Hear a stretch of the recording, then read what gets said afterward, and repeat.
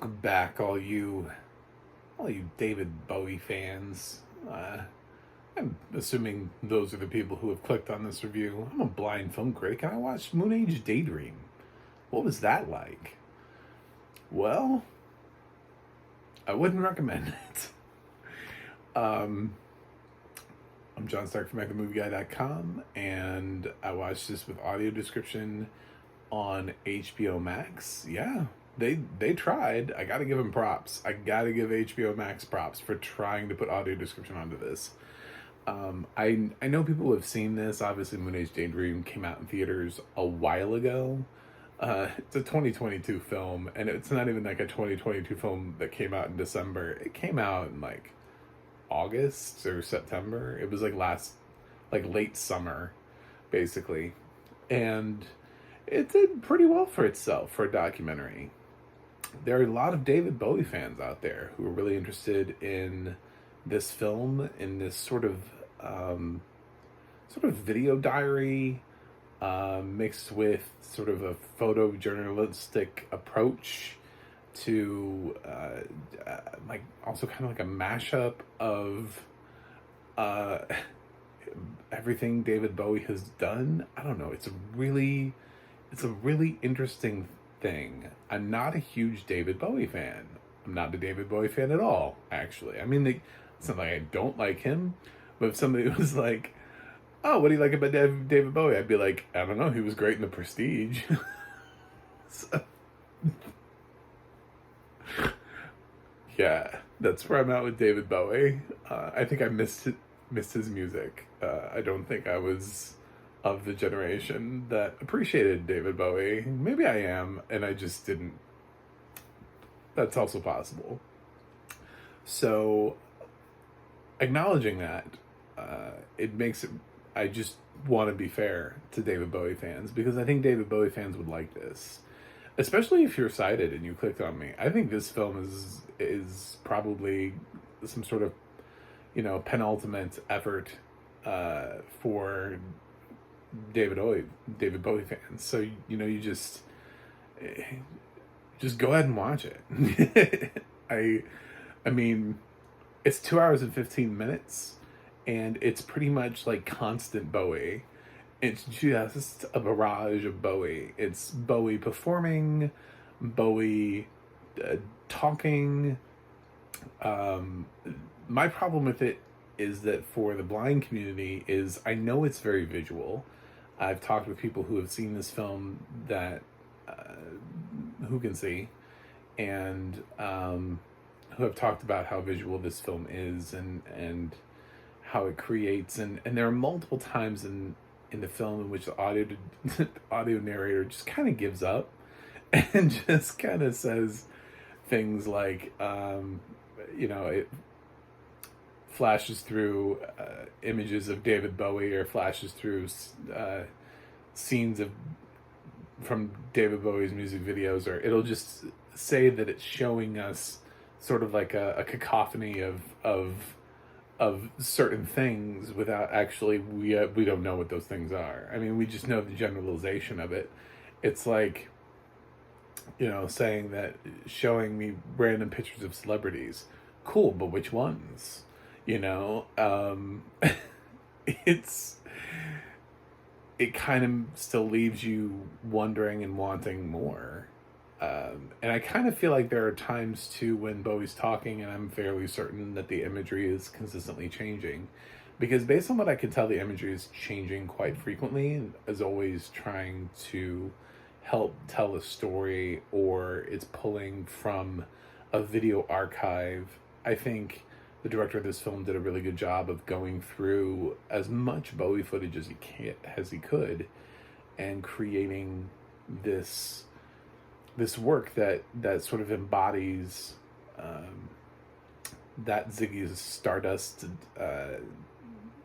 David Bowie musical genius that I think he wanted to be remembered for. It doesn't really touch on anything. It's not a documentary that tells you about the life of David Bowie. Like, when I was growing up, when I was 5 years old, I learned how to play the piano. It's nothing like that. This is not that. This is not what that is.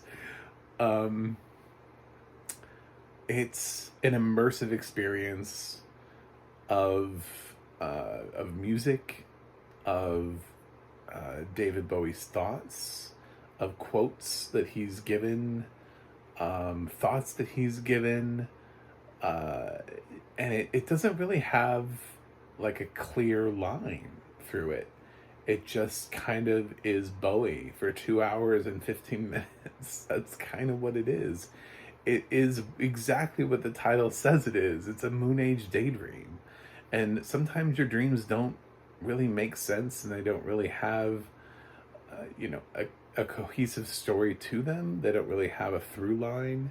This is kind of meanders a bit, but with purpose. Like that's its intention, is to meander. Its intention is to do this stylistically. So I appreciate and understand everything that it's trying to do. It's just, for me, at the end of the day, I wasn't a huge Bowie fan. If this was basically the same thing, but of an artist that I liked, I would probably appreciate it more. So it's not the format, but because I did get to listen to a lot of David Bowie's music. So if it was an artist that I listened to more, then I would have enjoyed the format, because I'd be listening to an artist's, you know, sort of body of work mixed with all of the compilation of scenes from music videos, along with whatever thoughts they'd given in interviews before, and concert footage and stuff like that, and all kind of rolled into one. So it would have been a great 2 hours and 15 minutes for the right artist, for the right person. It's just that this is great that this exists for David Bowie fans. However, for the blind community, I just don't know. I think this is a film that's just sort of impossible to describe. I think that we still have to try. We still have to say, we have put some audio description to it, but there's a lot that's happening. What do you talk over? Do you talk over David Bowie talking? Because that happens quite frequently. Of course you don't. You don't talk over that. Why else are you here? Do you talk over the music? That's a tough call, because there's a lot of music that plays pretty consistently through the film. Every once in a while, there are little instrumental breaks or whatever in the music, but that allow for these little bursts of audio description.